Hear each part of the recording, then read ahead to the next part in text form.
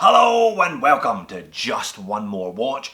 Welcome today to the review of another piece from Hong Kong-based micro brand Aquatico. Oddly enough, it's a diver. Now I think this is the fourth watch that I've looked at over the last 12 months or so from Aquatico, and they've all been solid if slightly unspectacular. You may remember the first one I reviewed was the Aquatico Seastar 300, featuring the now infamous mermaid riding a dolphin on the caseback. Check out that legendary caseback design. Now before we get into this one, I'd like to say a big thank you to everyone who's a patron of the channel. In a channel first, I'm going to use a Timegrapher today. I've been on Patreon for a while and I said that any money I received through that channel I would reinvest into Just One More Watch, buying equipment to make the product better for all of you. I thought a Timegrapher was the best place to start. I'm looking at buying a macro lens next so that I can do a B-roll, get some up close and personal shots on all of these watches. I think that'll add to the reviews as well. So big thank you to everyone who's a patron of the channel. I'll leave a link to my Patreon in the description of the video. Alright, let's get on to this one. This is the Aquatico Nautilus 2, which I assume means that there was a Nautilus 1 at some stage, though I rather missed that one. It's a chunky bugger today, 44mm in diameter and quite weighty. Let's flip the camera and get a look at it. So chunky but funky then, the Aquatico Nautilus 2. Let's have a quick look at the Aquatico website. Bunch of different colorways available. I've got this blue one, blue ceramic, bezel insert, sunburst effect on the dial, all very nice indeed. $299 US. Big thank you to Aquatico for sending me this one in for review, as they have done with all of the others. So we're going to do dimensions and specifications, outdoor, indoor wrist shots, loom video. The loom is really good on this one, and I'm going to get that Timegrapher out. Only a 1-year warranty, which is always a bit of a disappointment on an automatic watch, but at least you do get a second strap. I'll pop it on this one later on. One of those nice high quality rubber dive straps with a slash cut ends. So full size, full fat, full flavour today then, 44mm in diameter. It's got a thickness of about 14.5mm. 52.5 lug tip to lug tip, but it actually wears okay. You see there's a bit of a curvature to the lugs there, not much protrusion on the caseback, so it sits quite well. 22mm lug width, tapering down to 20, back up to roughly 22 for the clasp. All stainless steel, weighing in, sized up anyway for my 7-inch wrist. I had to take out about 4.5 links. Comes in at just under 200 grams, 197 to be precise. Plenty of extra links. If you are a big guy with a big wrist, I reckon about 8.5 inches, you should still be perfectly well served by the Aquatico on the stainless steel bracelet. So all stainless steel construction, 316L stainless steel case, bezel, crown, full stainless steel bracelet, solid links, and these are screw pins, and it's a proper milled clasp on this one as well. And much like the Seastar 300 with that legendary caseback, the finishing on the case is excellent. I mean, look at that bezel. Very, very nicely, neatly machined. Fairly simple. We've got a horizontal brush on the side, straight brush on those lugs, but a nice, clearly defined chamfered high polished edge. Now crown guards, semi-protecting the crown. There's a little bit of protrusion there, making it easier to grip, and it's a nice big chunky crown. Again, very much in keeping with the size of the watch. There isn't anything particularly that's too small or too big. Well, almost nothing. I'll get back to that a little later. And on the other side there, 500 meters of claimed water resistance with this one, so helium escape valve to help you if you are diving to considerable depths. Zoomed in on the dial, and it's all pretty much standard dive watch stuff. So we've got a printed dial, just with Aquatico, Nautilus and 500 meters, 515 feet to be very precise there, just printed on, but the indices are applied. So circular indices for most, double baton at 12, single baton at 6 and 9, and we've got a little stumpy baton with a date frame around the date complication there at the 3 o'clock. Nicely printed Untitled Chapter ring with 5-minute increments and the minute marker, little triangle there at the 12. Now it is a ceramic bezel insert, dead flat sapphire crystal by the way today, nicely fitted ceramic bezel insert with heaps of lume. I'll pop up the lume video there. I'm guessing C3 Superluminova. It's got that bright green colour. Plenty of it, liberally applied, plenty in the ceramic bezel insert. Quite often the bezel insert will fade before the hands and the indices, but it's still hanging on in there. So a pretty good job on the lume from the Aquatico. I like the handset as well. Plunger hand for the minute, kind of fence post for the hour, and we've got a red tipped second hand pushing all the way out to the reho, all the way out to the chapter ring, which is nice. Now, you could argue that that hour hand's a little bit small. I've made this analogy before. You know those crabs with one really big claw and one really small claw? They could perhaps have made the hour hand a touch bigger. But as discussed, I feel this is a handsome looking dial, everything nicely in proportion.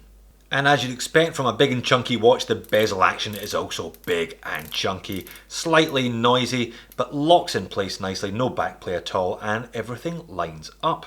Popping a link in the bracelet to show you the case back. We've got solid end links up there as noted. Screw down case back, and sadly it looks like the mermaid has fallen off the back of the dolphin at some point and been left behind. Bit of a shame. As much as it was an aberration, it was at least more interesting than this one.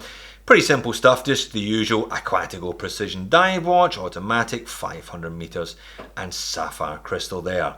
Again, like the Aquatico Seastar 300, the bracelet is a good one. Nice smooth finishing. They're big thick links, bit of curvature so they conform to the wrist well, and as noted, screw links in the bracelet, which is always nice to see. I had no problems getting these ones in and out when I sized the watch earlier on. Now, plenty of micro adjusts in the clasp. However, the clasp is a little bit basic, only Aquatico printed on there and no recess. You're going to have to get your thumbnail underneath. Now, I complained about this one in the Seastar review and it's a carry over clasp, which is a bit of a disappointment. If you bite your nails, well, you should probably stop biting your nails, but you should also probably look elsewhere. You're not going to be able to get this one off once you put it on. One watch, one Timegrapher. Big thank you again to those of you who've contributed to this one via Patreon. It is very much appreciated. Now, this is one instruction manual I'm gonna have to learn at some point, but today I just plugged and played, and so far so good from the Aquatico. This has got the Seiko NH35, that's a 24 jewel hacking and hand winding movement that, as you can see there, is running at 21,600 vibrations per hour, and in this flat position, coming in at +3 seconds per day timing, and that's a pretty consistent timing pattern there from what I can see. So kind of what you'd expect from this Seiko. The parameters, the tolerances that they generally operate to are -20 to +40, but the vast majority of them that I've seen come in below that. This one doing rather well for itself, and crucially, oh, what a relief, a blessed relief. There's a button where you can turn the noise off. So looking forward to tinkering with this Timegrapher in future videos. Now, getting it on wrist, that's it sitting on top of my 7-inch wrist. I think it wears very well actually.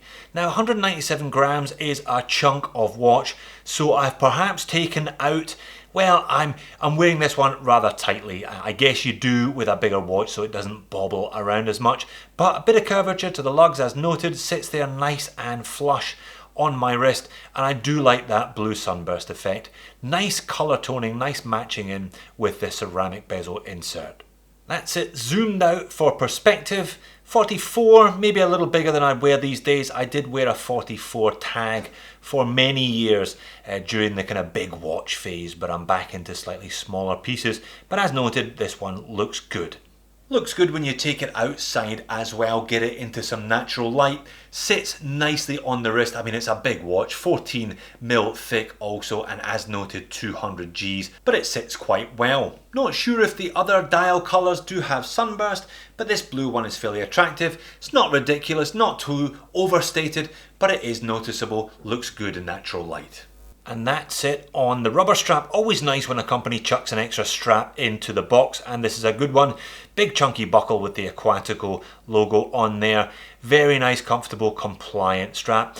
Now, if 200 grams is a bit much for you, swapping it onto the rubber takes 50 off that. This one coming in at 148 now. And interesting to note, 2 lug holes have been drilled, giving you a couple of different options. You can wear it in the bracelet, you can wear it a little further up on the rubber strap so that it sits better. Moans and niggles then, what am I going to complain about? Well, not an awful lot. I think it's a solid specimen, this one. It kind of does what you're expecting it to do. $2.99 is a good price for an all stainless, sapphire, ceramic, decent lume applied indices, you know, screw link bracelet, etc, etc. And with the added bonus of a high quality rubber strap to go with it. The wee mini crab hand, I guess that could freak you out if you concentrate too much on it, but I think it's something you get used to quite quickly. Now the bracelet clasp, come on Aquatico, you need to sort this one out. I think that isn't quite up to snuff. It's a little bit basic. You'd be better putting something a bit flashier there with a recessed double pushers. Perhaps if there's a Nautilus 3, we'll see an upgraded clasp on the Nautilus 3. And is it just me, or are those 2 batons at 12 o'clock not exactly parallel? Again, with any watch you buy, just check it when it arrives and make sure it's up to standard. Make sure you're entirely comfortable with what you have received. The only other thing that I would complain about the Aquatico is that the brand doesn't exactly grab you by the throat and scream, "Buy me," does it? It's efficient, it's well made, it's well proportioned, it's good looking, but it's a bit bland. I mean, Aquatico, it's another one of these brands where the best they can come up with is to put the brand name in block capitals at 12 o'clock. A bit dull, to be honest. Maybe they're a young company, they're only a couple of years old, they're into their kind of 5th or 6th model. Perhaps a bit more identity will emerge with time, perhaps not.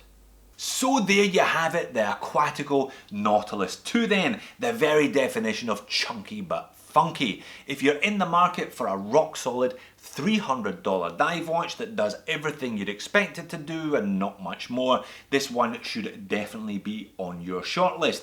I only had a couple of gripes. The clasp could be easier to operate, especially if you trim your fingernails on a regular basis, and the whole brand does lack a little bit of imagination. Not a lot of brand identity as yet. Perhaps that's something that will emerge as it grows over the next couple of years. Big thank you again to everyone who's a patron of the channel. That Timegrapher is certainly going to be a useful addition to the John Watt arsenal. Thanks for watching. See you in the next one.